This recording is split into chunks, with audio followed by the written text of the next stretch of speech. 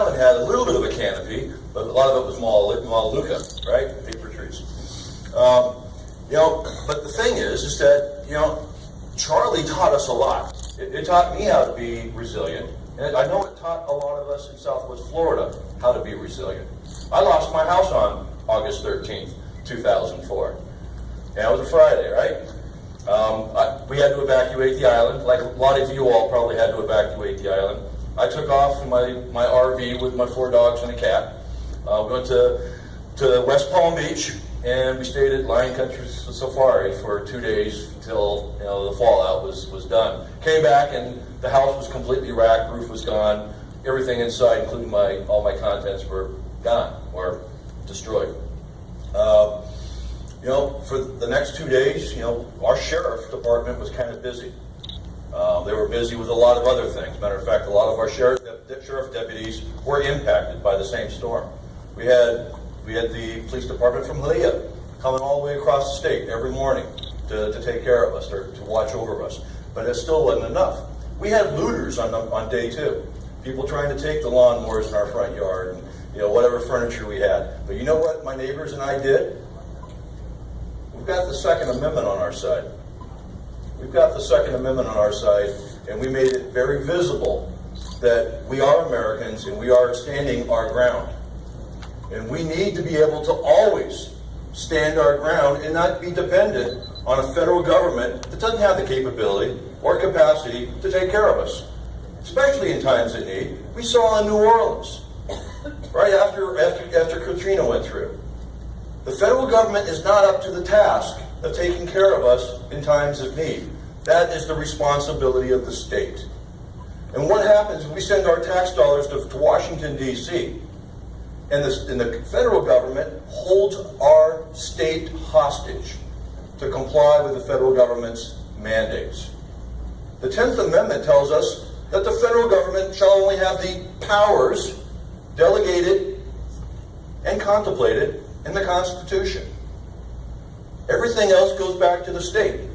And we, as citizens of the state, get to define how much power we provide the state, because we have the rights. Now, I had the option on August 13th to leave Southwest Florida. I didn't have a whole lot invested, right? I'm going to get an insurance check. I can move anywhere else safer. I chose to stay. This is the first time I got to choose in my entire life where I was going to live. Before that, Uncle Sam did it for me when I was in the Army. I mean, how many of you are veterans? A few of you. God bless you. Thank you for your service. Uncle Sam got to put me wherever he thought I was needed. I spent 7.5 years in Germany, predominantly on the Czechoslovakian and East German border, and making sure that the Soviet Union was staying on their side, and we were on our side. Now, that was a skill that I thought I'd never need again, but in recent times, the Cold War may be getting a little warmer again. So that experience and understanding global military activities and the psychological mindset back then versus today is a stark contrast.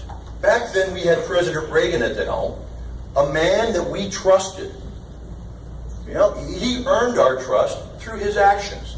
If he said we were going to do something, if we were going to put a line in the sand, he meant it. Today, do we have an executive branch that does that? That says something and follows through? The answer is no. I don't have any confidence in our executive branch today. But this is not a contest between any individual and the President of the United States.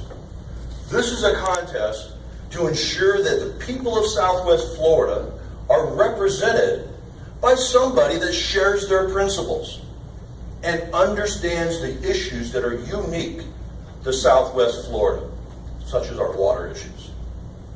We have a number of projects in the Everglades restoration right now that are running out of funding. We have a comprehensive plan that's been approved numerous times by Congress, but funded incrementally, and that funding is running out. Currently, the bill is stalled in the Senate to move the funding and the appropriations forward to make sure that we in Southwest Florida have the right projects funded, so not only that the Everglades, but the Okeechobee issue is solved, because you know what? I'm getting tired of red tide, folks. My eyes burn like heck when the red tide starts to come up. And you know what? Our economy is based on tourism. But not only our economy, our quality of life is based on the water here and our access to use that water. We need somebody in Washington that understands what is important to Southwest Florida. Now, you hear about plans, economic plans. You're sending somebody up there to do a 2-year job. That's what Congress is, a 2-year job. What can a freshman congressman do in 2 years? Because I've signed a pledge for term limits. I am not going to be a career politician. I have no aspiration to be a career politician because I have a day job. You know, this morning I woke up, I went to work. If you send me to Washington, I will step away from my job for ever how long you send me, but no longer than 3 terms. And I will come back to my day job and continue on with what I was doing. So, the plan has to be relevant. It has to be measurable, and it has to be doable. My plan is called the C4 plan, and it's really, really simple. It is, first and foremost, every decision I make will be based on the Constitution. Any law that gets passed must be constitutionally compliant. Second, any law that's on the books that violates the Constitution, I'm going to do my dangest to repeal it or repair it so it is in compliance. Because that gets back to that big government that shouldn't be a big government. Our entitlement is out of control. $93.8 billion a year in food stamps. Really? And that number's doubled just since this executive has been in position. Those people don't need it. Entitlement was meant to be a bridge, not long-term sustainability. Right now, in some states, entitlement pays over $36,000 a year. In Florida, the average income is $32,000 a year. Where's the incentive for somebody to go to work? That's crazy. We need people that understand that big government is not healthy, that the state needs to have more control, and we need to keep our tax dollars at home. So how do you do that? That's the theoretical principle. Well, you know what? You have to make sure you have the coalitions.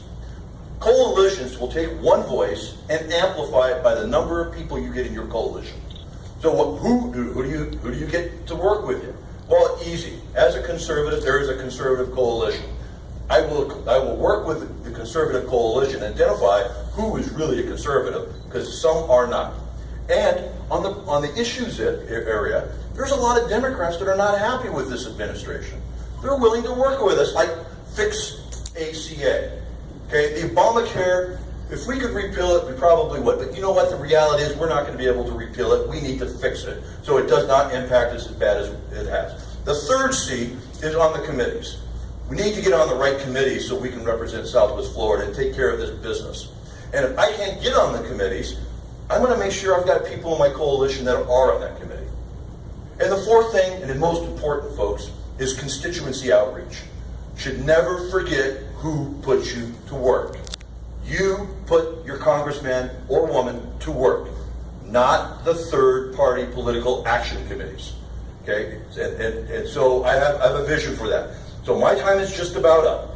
But what I want to say is, come visit me on my corner. I will be back on this island on Saturday morning at 10 o'clock in the library, where there's a meet and greet. You can meet me there as well at that time. I just got the red card. Thank you.